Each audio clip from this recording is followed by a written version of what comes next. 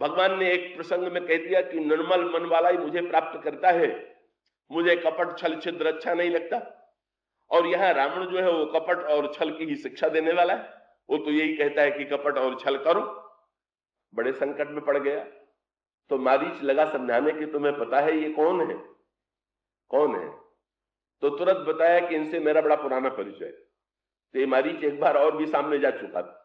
जब विश्वामित्र के यज्ञ में भगवान राम यज्ञ की रक्षा करने के लिए गए तो उस समय मारीच जो है का भगवान उस यज्ञ को नष्ट करने के लिए आया, और उस समय भी भगवान राम ने मारीच पर एक बाण चलाया, और मारीच पर जब बाण चलाया तो भगवान श्री राघवेंद्र का बाण लगते ही ये मारीच जो था वो समुद्र के किनारे दूर जाकर के गिर पड़ा। लेकिन मारीच दूर भले ही गिर पड़ा, भगवान राम का बाण हृदय में लगने का परिणाम यह हुआ कि इसके मन में इतना भगवान के बाण का भय समा गया कि जहां तक मैं, उसने स्वयं भगवान मारीच को रावण को सुनाया, भय मत कीट भृंग किनाई, जहां तक मैं देखूं दो भाई। इस प्रकार से जो नर तात तदपि अति सूरा तिन्हि विरोध न मानिए, तिन्हि विरोध न आइए पूरा। मारीच लगा भगवान राम की महिमा गाने, सो बिगड़ करके रावण ने तलवार निकाल लिया। गुरु जी में मूढ़ करसी मम बोधा, कहू सठ मोहि समान को जोधा। अरे मूर्ख, मैंने तुझे प्रणाम कर दिया तो तू गुरु बन करके मुझे समझाने लगा? अरे मेरे समान कौन है? मैं जो कहता हूं वो करेगा कि नहीं? नहीं तो मैं तेरा सिर काट लूंगा। तो एक और रावण और दूसरी ओर राम। और तब गोस्वामी जी ने लिखा कि मारीच के मन में आया कि अब मैं क्या करूं। और जब मारीच के मन में आया तो गोस्वामी जी ने अंत में क्या लिखा? उभय भांति देखा निज मरना, तब ताके से रघुनायक शरण। भगवान राम की शरण में चला, और भगवान राम की शरण में जब चला तो भगवान राम की शरण में चलते हुए उसकी स्थिति क्या? मरने जा रहा है। किसी व्यक्ति को फांसी की ओर ले जाया जा रहा हो तो उसकी दशा क्या होगी? पर जब वो मरने के लिए जा रहा है तब गोस्वामी जी क्या कहते हैं कि मारीच जब चलने लगा तो मन अति हर्ष जनाओ चित्ते ही, उसके मन में अत्यंत हर्ष है, पर रावण उस हर्ष को नहीं देख पा रहा। तो उससे पूछा गया कि इतने हर्ष से किसके पास जा रहे हो? अगर कोई पूछ दे इतना आनंद इतने हर्ष से किसके पास जा रहे हो? क्या सुंदर शब्द का, वही मैं आपसे कहना चाहता था। क्या? तो भगवान के लिए मारीच ने शब्द जो चुना वही प्रेमी और प्रियतम की बात। तो मारीच ने कहा आज मैं जा रहा हूं किसके पास? बोले मन अति हर्ष जनाऊ न तेही, आज देखी हूं परम स्नेही। जो हमारे सबसे बड़े प्रेमी हैं उनके पास जा रहा हूं। भगवान प्रेमी। जब मारीच ने यह कहा कि भगवान प्रेमी है तो किसी ने पूछ दिया कि भगवान प्रेमी है कि तुम्हारे प्रीतम है? तो मारीच ने कहा कि भाई एक दृष्टि से देखें तो मेरे प्रीतम, दोनों शब्द आता है उस प्रसंग में। तो मारीच ने कहा निज परम प्रीतम, एक दृष्टि से देखें तो मेरे वो प्रीतम है और मैं उनको देखने जा रहा हूं। निज परम प्रीतम देखी लोचन सुफल करी सुख मानी हो। और दूसरे दृष्टि से देखा जाए तो वे प्रेमी हैं और मैं प्रीतम, वे स्नेही हैं और मैं स्नेह पात्री। मारीच ने से किसी ने पूछ दिया भगवान कैसे प्रेमी? का पहले मारीच ने एक बड़ा अनोखा खेल किया। क्या? कब पहले तो स्वर्ण का मृग बन करके भगवान के सामने आया, और भगवान श्री राम के सामने जब आया और श्री सीता जी ने उस मृग को देख करके भगवान राम से कह दिया सुनहु देव रघुबीर कृपाला, यह मृग कर अति सुंदर छाला। प्रभु इस मृग का चर्म तो बड़ा सुंदर है, इसे ला दीजिए। और प्रभु जब आए तो प्रभु के उठते ही ये भागा, और जब प्रभु ने भागते देखा तो प्रभु पूछ सकते हैं कि भाई मेरे सामने लोग आते हैं और तुम मुझे मेरे सामने से भाग रहे हो? तो मारीच ने कहा महाराज मैं पहले तो चला आया, पर जब मुझे ये ध्यान आया कि निर्मल मन जन सो मही पावा, मोहि कपट छल छिद्र न भावा, तो मैं समझ गया कि मैं तो आपको पाने योग्य हूं ही नहीं। लेकिन मारीच क्या कर रहा है? भागने तो लगा, पर उसके भागने में एक अनोखापन यह था कि भाग तो रहा था आगे की ओर और देख रहा था पीछे की ओर। तो पीछे पीछे श्री राम आ रहे थे। तो भगवान ने मारीच से पूछा पीछे लौट के क्या देख रहे हो? जब जा रहे हो आगे तो आगे जो चलता है वो आगे की ओर देखता है। मारीच ने कहा महाराज मैं जा तो रहा हूं, अपने अपने दुर्गुणों की ओर देखता हूं तो आपसे दूर जा रहा हूं, ये कल्पना होती है। लेकिन मैं लौट करके इसलिए देख रहा हूं कि आपने ये नियम तो बनाया है कि कपटी आपको नहीं पा सकता, पर आपने ये नियम तो नहीं बनाया है ना कि आप कपटी को नहीं पा सकते। तो इसलिए महाराज, मैं अगर आपको नहीं पा सकता तो लो, मैं देख रहा हूं कि आप मुझे पाने की चेष्टा में सफल होते हैं कि नहीं। और सचमुच मारीच ने दावा कर दिया का देखो मुझसे कितना प्यार करते हैं। क्या बोले? जितने प्रेमी हैं वो सब भगवान के पीछे पीछे चलते हैं। सीता जी भी भगवान राम के पीछे, लक्ष्मण जी भी भगवान राम के पीछे, आगे राम लखन पुनि पाछे। मारीच ने कहा मुझसे बढ़कर के प्रीतम भगवान का कौन हो?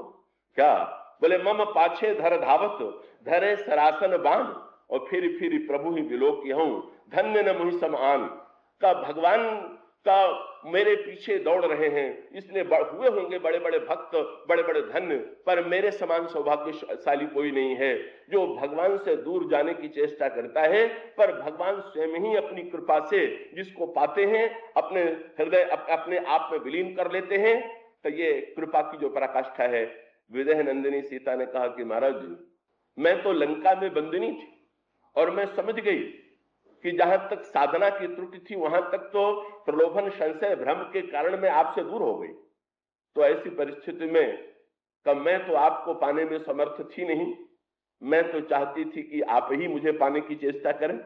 और तब मुझे मारीच का ध्यान इसलिए प्रिय लगा कि मारीच पर भी जब आपका इतना स्नेह है, इतनी इतनी कृपा है कि उसको पाने के लिए पीछे दौड़ते हैं, तो क्या मुझे पाने के लिए आप दौड़ेंगे नहीं? इसलिए मारीच के ध्यान में आपकी जिस करुणा, आपके मन में जो व्यग्रता है भक्त को पाने की, जीव को पाने की, का उस व्यग्रता को का आप उस प्रसंग में प्रकट करते हैं। और लंका में इसी व्यग्रता की अपेक्षा है जहां पर आप स्वयं अपनी कृपा करके पधारे। इसीलिए मैंने अपने ध्यान में का आपके साथ साथ मारीच को चुना कि आप मारीच के पीछे दौड़ रहे हैं। तो ये जो ईश्वर की व्यग्रता है कृपा करने के लिए, यही ईश्वर की जो व्यग्रता है आज दिखाई देती है। केवल उस व्यग्रता का आनंद लेता है। भगवान चरण धुलाने के लिए स्वयं बेचैन हो रहे हैं, अपने चरण जल को देने के लिए स्वयं बेचैन हो रहे हैं। और जब भगवान ने केवट से ये कहा कि केवट जल ले आकर के जल्दी से मेरा चरण धो दो, तब प्रसन्न होकर के केवट कठौते में भगवान राम का चरण धोने लगता है और प्रभु को पार उतारता है। भगवान श्री राम अयोध्या से निकलकर चित्रकूट की ओर जाते हुए श्रृंगवेरपुर में पहुंचते हैं और प्रातः काल वे गंगा के किनारे खड़े होकर केवट से नौका लाने का अनुरोध करते हैं। पर केवट का व्यवहार बड़ा अनोखा था, बड़ा विचित्र था। तो अगर प्रत्यक्ष रूप से देखें तो ऐसा लगता है कि जैसे केवट में शिष्टाचार का लेश नहीं है, केवट का व्यवहार मर्यादा के अनुकूल नहीं है, क्योंकि वह कह देता है कि मैं नाव नहीं ले आऊंगा। पर इसके साथ साथ इतना ही नहीं, केवट यह भी दावा करता है कि मैं आपके मर्म को भली भांति जानता हूं, इसलिए रंच मात्र मुझे आपसे भय नहीं लगता। और मुझे यह भी ज्ञात है कि आपके चरण कमलों में ऐसी कोई औषधि है, कोई दवा है जो पत्थर को भी नारी के रूप में परिणत कर देती है। कहीं मेरी नौका को भी आपने यही रूप दे दिया और ये नौका नारी के रूप में बदल गई, तो फिर ये जो यहाँ आवागमन का साधन है वो चला जाएगा, कोई यात्री यहाँ आवेगा ही नहीं। इसी के द्वारा मैं परिवार का पालन पोषण करता हूं। तो इसका उपाय यही है कि यदि आप पार जाना चाहते हैं तो मुझसे चरण पहले धुला लीजिए, और चरण भी मैं अपनी ओर से तब तक नहीं धोऊंगा जब तक आप अपने मुख से ये न कहें कि मेरा चरण धो। और चरण धोने के पश्चात भी बड़ा मीठा विनोद उसने किया। चरण धोने के पश्चात भी पद कमल धोई चढ़ाई नाव, चरण धोने के बाद मैं आपको गोद में ले चल करके नाव पर भी बैठाऊंगा। उसका व्यंग ये था कि एक बार चरण धोने के बाद भी यदि आप पैदल चलेंगे तो फिर आपके चरणों में धूल लग जाएगी, तो समस्या तो ज्यों की त्यों बनी रहेगी। कि इसलिए आपका चरण धोने के पश्चात मैं आपको ले चल करके नौका पर बैठाऊंगा भी। पर आप विश्वास रखिए कि मैं इसके बदले में आपसे कोई उतराई नहीं लूंगा। कि इतना कहने के साथ साथ ऐसा लगता है कि जैसे केवट सीमा को लांघ गया। श्री लक्ष्मण जी की आंखें टेढ़ी हो गईं। उन्हें कुछ क्षोभ हुआ, क्योंकि जितना व्यवहार केवट का था वो तो विचित्र था ही, पर अंतिम वाक्य तो ऐसा था कि जो ऐसा लगा कि जैसे बस अब तो सीमा हो गई। क्योंकि केवट ने ये कह दिया कि मैं आपकी शपथ लेता हूं, और उससे भी आगे बढ़ करके कहा कि मैं आपके पिता दशरथ की भी शपथ लेता हूं कि मैं जो कुछ कहता हूं बिल्कुल ठीक इसी रूप में मैं करूंगा। का बिना मेरी इन बातों को स्वीकार किए आप पार नहीं हो सकते।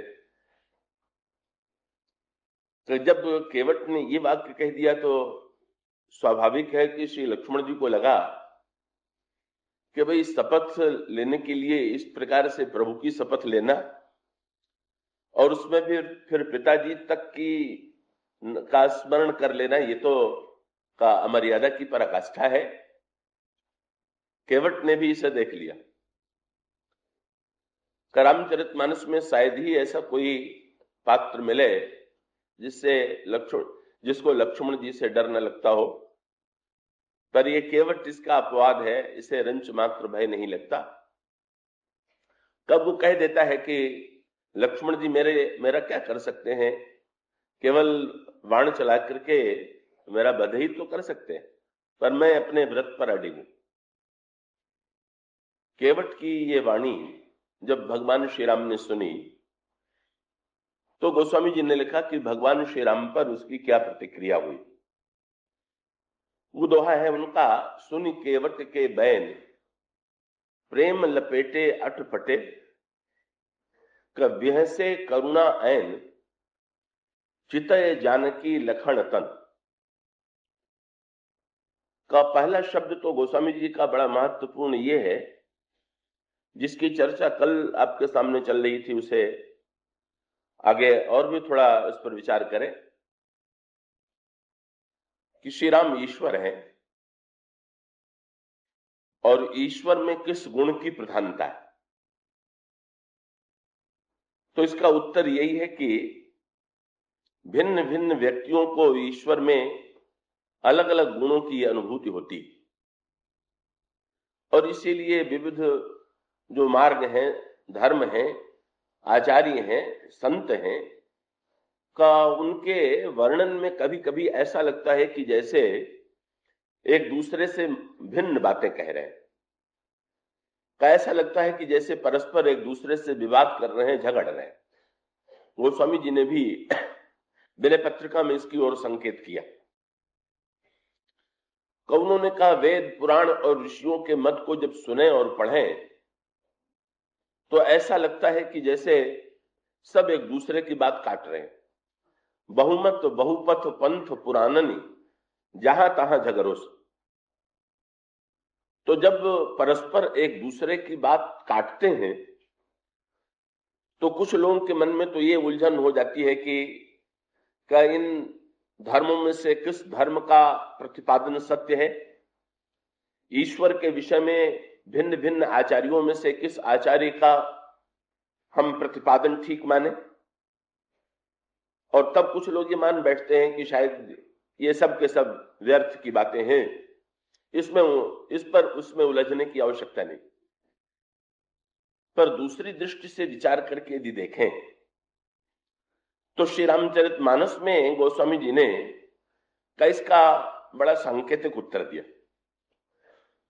और सांकेतिक उत्तर का उसे ईश्वर के संदर्भ में समझने के लिए का हम और आप अपने जीवन की ओर ही दृष्टि डालें तो हमें उसका एक संक्षिप्त उत्तर मिल जाए।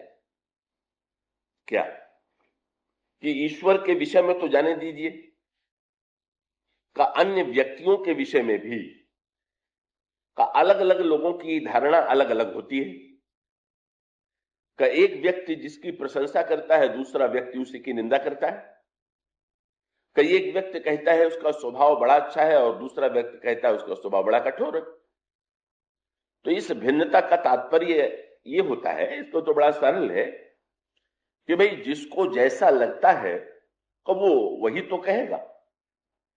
का अगर हमें किसी के ऊपर क्रोध आ जाए तो स्वाभाविक रूप से जब वो हमारे विषय में कहेगा तो कहेगा कि वो तो बड़े क्रोधी स्वभाव के हैं, और अगर किसी के समक्ष उदारता की वृत्ति आवे तो वो कहेगा कि बड़े उदार हैं। तो संसार के जो व्यक्ति होते हैं तो उनके विषय में भी लोग अपनी बात अलग अलग, लोगों की अलग अलग मान्यता होती है, सबका मत एक प्रकार का नहीं होता। तो जब संसार के लोगों के विषय में इस प्रकार का मतभेद है तो फिर अगर ईश्वर के विषय में, कि ईश्वर तो असीम है, अनंत है, और श्री महाप्रभु वल्लभाचार्य जी ने तो एक बड़ा सुंदर शब्द उनके लिए चुना, उनके लिए एक विशेषण चुना। उन्होंने कहा कि ईश्वर जो है वो अखिल विरुद्ध धर्माश्रय, और अखिल विरुद्ध धर्माश्रय का तात्पर्य है कि जिसमें सारे विरोधी धर्म एक साथ निवास करते हों, वही ईश्वर है। तो ऐसी स्थिति में जब अनंत गुणगण ईश्वर है तो उस अनंत गुणगण ईश्वर वाले में जिस व्यक्ति को जिस गुण की अनुभूति हुई, उस धर्म ने, उस आचार्य ने, उस संत ने उसी गुण को महत्व दिया, उसी गुण का गायन किया। लेकिन उसके साथ एक सिद्धांत और जुड़ा हुआ, और वो सिद्धांत ये है कि ईश्वर में जो ये अलग अलग गुण हैं, का ये अलग अलग गुण जो है, उन गुणों में से कौन सा गुण हमारे सामने प्रकट होगा, मुख्य प्रश्न ये। क्योंकि ये भी ध्यान रहे कि एक और तो ईश्वर के लिए कहा जाता है कि ईश्वर जो है सगुण है, समस्त गुणों का केंद्र है, पर उसके साथ साथ ये भी कहा जाता है कि ईश्वर निर्गुण है, कि एक साथ उसका वर्णन किया गया निर्गुण और सगुण के रूप में। कैसे लिए निर्गुण सगुण का अगुण सगुण के ये रामचरितमानस में कहा गया, जो अगम सुगम स्वभाव निर्मल असम सम शीतल सदा पश्चंत जम जोगी जतन करी करत मन गो वस सदा। तो फिर ईश्वर को निर्गुण माने कि सगुण माने? तो रामचरितमानस में तो बार बार ये कहा गया कि वही निर्गुण है वही सगुण है, पर दोनों में अगर परस्पर विरोध प्रतीत होता है तो इसका उत्तर ये है कि तत्वतः तो उसमें निर्गुणता है ही, पर निर्गुण में ही अनंत गुणगणों का निवास भी है, और अनंत गुणगणों के निवास में से ये इसकी व्याख्या श्री भरत जी ने बड़ी सुंदर की। कल श्री भरत जी की चर्चा चल रही थी। केवट भी यही दावा करता है कि मैं आपका मर्म जानता हूं, और श्री भरत ये कहते हैं कि मैं आपके स्वभाव को भली भांति जानता हूं। तो श्री भरत से जब पूछा गया कि प्रभु का स्वभाव कैसा है, तो उन्होंने जो व्याख्या की वो बड़ी समझ में आने योग्य व्याख्या है। उन्होंने ये कहा कि देव देवतर सरिस स्वभाव सन्मुख विमुख न काहू ही काऊ जाई निकट पहचान तब समन छाह सब सोच मांगे अभिमत पाव जग राव रंक भल पोच। तभी अन्य लोग जो हैं उनकी तुलना की जा सकती है वृक्षों से। तो जैसे आम का वृक्ष है उससे आम मिलेगा, बबूल का वृक्ष है उससे बबूल के कांटे मिलेंगे, सेव के वृक्ष से सेव का फल मिलेगा। तो जो वृक्ष है वही फल देगा। पर श्री भरत जी से पूछा गया कि भगवान कौन से वृक्ष है, तो श्री भरत जी ने बहुत बढ़िया बात कही कि श्री भरत जो है, श्री भरत कहते हैं भगवान राम का स्वभाव कैसा है। तो उन्होंने कहा एक वृक्ष हमारे यहां पुराणों में ऐसा भी माना गया जिसका नाम ये दिया गया कि वो वृक्ष ऐसा है कि जिसमें स्वतः अपना फल नहीं लगता, कोई निश्चित फल उसका नहीं। तब उसका फल है क्या? का उसका नाम आपने सुना होगा, कल्पतरु। और कल्पतरु का अर्थ है कि कल्पतरु के नीचे जाकर के व्यक्ति जैसी कल्पना करेगा का उस वृक्ष से उसी परिणाम की प्राप्ति होगी।